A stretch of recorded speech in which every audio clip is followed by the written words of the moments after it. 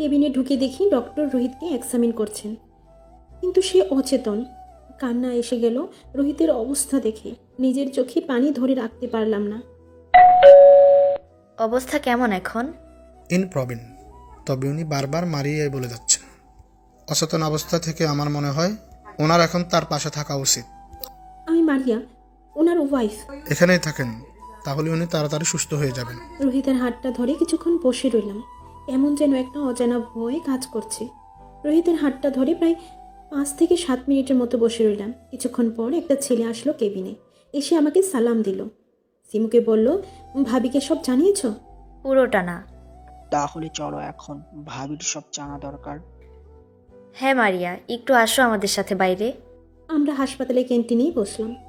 ভাবি, আমি শোভন, শিমুর হাজবেন্ড আর রোহিতের ছোটবেলার ফ্রেন্ড। আপনাদের বিয়ের সময় আমি জার্মানিতে ছিলাম, তাই বিয়েতে আসতে পারিনি। মারিয়া, তুমি কেমন করে মনে করেছিলে যে আমি রোহিতকে বিয়ে করব? আমি ওদের দুজনকেই প্রথম থেকে সব বললাম।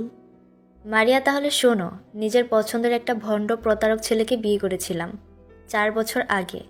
তার ব্যবসায় ছিল ভালো ঘরের মেয়েদের বিয়ে করে তাদের থেকে টাকা পয়সা হাতিয়ে নেওয়া। এসব যখন জানতে পারলাম তখন আমার বিয়ের 1 বছর পার হয়ে গেছে, আর আমার বাবুর বয়স 1 মাস। এসব কথা শুনে বাবা সহ্য করতে পারলেন না, উনি হার্ট স্ট্রোক করে মারা গেলেন। ওই প্রতারককে আমি এসব জানার পর ডিভোর্স দিয়ে দিলাম, এবং শুনতে পারলাম তোমার আপা নাকি তাকে জোর করে জেলে পাঠিয়েছে। রিয়া আপা? কেন? তার কারণ রিয়া আর আমার এক্স হাজব্যান্ড।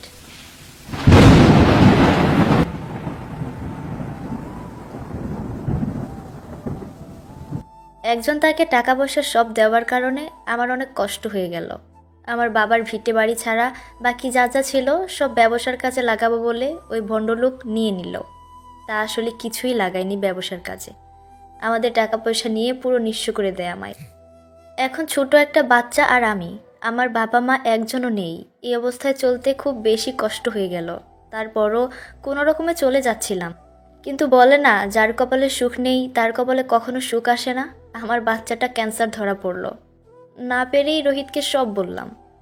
রোহিত আমার ভাইয়ের মতো সাপোর্ট করলো, আমার বাচ্চা তার ট্রিটমেন্ট করলো।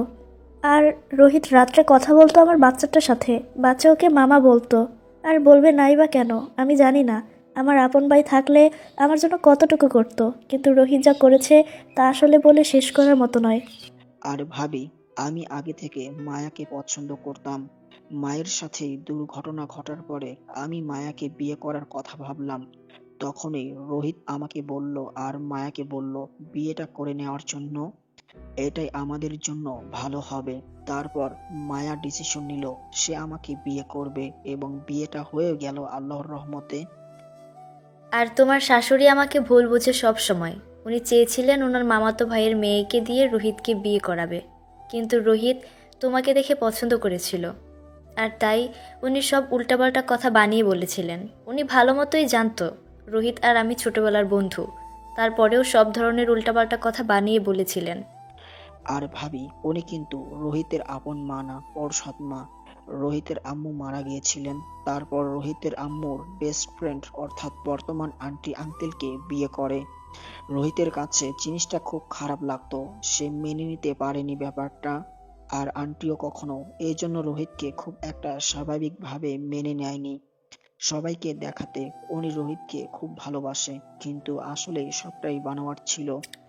আর এজন্যই রোহিতের অসুস্থতার কথা আমি আপনাকে আগে জানালাম, অন্য কাউকে জানাইনি। রোহিত আমাদের বিয়ে দিল, সেদিন রাতেই ও ব্যাক করতে চেয়েছিল আপনার কাছে, কিন্তু আমি আর মায়া ওকে যেতে দেয়নি। বললাম একটা রাতই তো থেকে যা। পরদিন সকালবেলা রেডি হয়ে যে গাড়ি নিয়ে বের হলো, ঠিক তখনই একটা বড় বাস এসে ওর গাড়িকে ধাক্কা দিল, এবং আজকে এই অবস্থা হয়ে গেল। সব কিছু শোনার পর আমি যেন বাকরুদ্ধ হয়ে গেলাম। আমি এমন একজন মানুষকে ভুল বুঝেছি। কষ্টে আমার যেন মরে যেতে ইচ্ছে করছে। যেখানে আমার স্বামী আমার জন্য এত কিছু করলো, এত ভালো একজন মানুষ, আর আমি কি করলাম? তাকে এইভাবে সন্দেহ করলাম, ভুল বুঝলাম। আমার তো উচিত ছিল একটা বার অন্ততপক্ষে ভেবে দেখা। এসব ভাবতে ভাবতেই খুব বেশি খারাপ লাগছে। কিন্তু আমাকে রোহিত একবারও জানায়নি। আমি বলেছিলাম না জানাতে, কারণ রিয়া আর আমার ব্যাপারটা নিয়ে যদি কোনো ঝামেলা হতো, তাই রোহিতকে বলেছিলাম আগে সব ঠিক হোক, তারপরে তোমাকে সব জানাবো। তুমি যেদিন রাতে আমার কথা জিজ্ঞেস করেছিলে, রোহিত সেদিনই তোমাকে সব বলতে চেয়েছিল। আমি রোহিতকে বলেছিলাম যে এখন বলার দরকার নেই, ঝামেলাগুলো শেষ হোক, তোর বউকে আমিই সব বুঝিয়ে বলবো। রিপা আপা এতক্ষণে চলে এসেছে। এখানে পৌঁছানোর আগে রিয়া আপাকে মেসেজ করেছিলাম যে সিমু আমাকে এখানে আসতে বলেছে। রিয়া আপা পেছন থেকে সামনে এসে বলল, রিয়া, মায়া, তোমার কোনো দোষ নেই, সব ভুলে যাও। আমিও ভুলে গেছি। আর মারিয়া দেখো, বলেছিলাম না কোথাও ভুল হচ্ছে। আমি কাঁদতে কাঁদতে আপাকে জড়িয়ে ধরলাম। অনেক হয়েছে, আমাদের জন্য রোহিত আর মারিয়ার অনেক মূল্যবান সময় নষ্ট হয়েছে। বিয়ের পর সময়গুলো খুব সুন্দর হয়, সুন্দরভাবে কাটাতে হয়, এগুলো আজীবন স্মৃতি হয়ে রয়ে যায়। কিন্তু আমাদের জন্য রোহিত মারিয়ার মূল্যবান সময়গুলো নষ্ট হয়ে গেল। রুহু, আমাকে প্লিজ মাফ করে দিও। না, এতে তোমার কোনো দোষ নেই মায়া, মাফ চাইবে না। আচ্ছা, আমরা এখন রোহিতের কাছে যাই। বেশ অনেকক্ষণ হলো ভাবি এসেছে, আর এখন রোহিতের কাছেই বসা দরকার। কেবিনে যে দেখি রোহিত জেগে গেছে। আমাকে দেখে উঠতে বসে চেষ্টা করে। তুমি ওঠো না, রিল্যাক্স করো। কিছু কথা বলবো। আমি সব শুনেছি, সব জানি। আমাকে মাফ করে দাও। তুমি কেন মাফ চাচ্ছ? তুমি আমাকে মাফ করে দাও। আজকে যদি না থাকতাম তাহলে তোমার কাছে হয়তো মাপটাও চাইতেই পারতাম না। হয়তো তোমার কাছে মাপ চাওয়ার জন্য আমি এখন পর্যন্ত বেঁচে আছি। জানো মারিয়া, মৃত্যুকে অনেক কাছ থেকে দেখে এসেছি। মৃত্যুকে কাছ থেকে দেখার পরে শুধুমাত্র তোমার কথাই মনে পড়তো।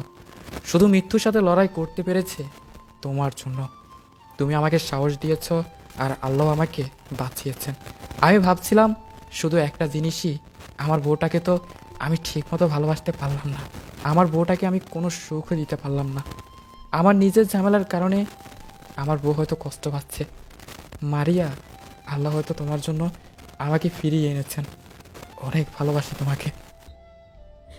রোহিতের চোখ দিয়ে পানি পড়ছে কথাগুলো বলতে গিয়ে। আমিও তোমাকে অনেক বেশি ভালোবাসি। পুরো 18 দিন লাগলো রোহিতের সুস্থ হতে। এই 18 দিনের মধ্যে একটা তো এমন যায়নি যে মারিয়া ঘুমিয়ে কাটিয়েছে। রোহিতের প্রায় সুস্থ হয়ে গিয়েছে, যাবার পরেও মারিয়ার নির্ঘুম রাত কাটাতো, অনেক টেনশন করতো। তুই এখন সুস্থ হয়ে গেছিস, এবার বাড়ি যা। মারিয়া 3 দিনের জন্য আমার সাথে যাচ্ছে। কোথায় যাব?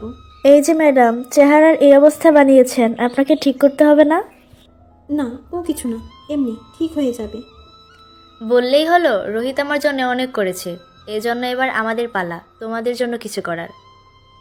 মায়া, থাক, লাগবে না। আরে লাগবে না, চুপচাপ আমার সাথে চলো। 3 দিন পর তোমাকে তোমার জামাইয়ের কাছে ফিরিয়ে দেব, কোনো টেনশন নেই। মায়ার কথায় এত বেশি লজ্জা লাগলো, আমি তো আশেপাশে একদম তাকাতেও পারছিলাম না। বেশ পরে রোহিতের দিকে। আচ্ছা ঠিক আছে, আমার বউকে নিয়ে যা। 3 দিনের জন্য দিয়ে দিলাম।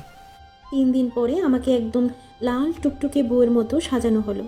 আমাদের বাড়িটা ফুল দিয়ে সাজানো হয়েছে।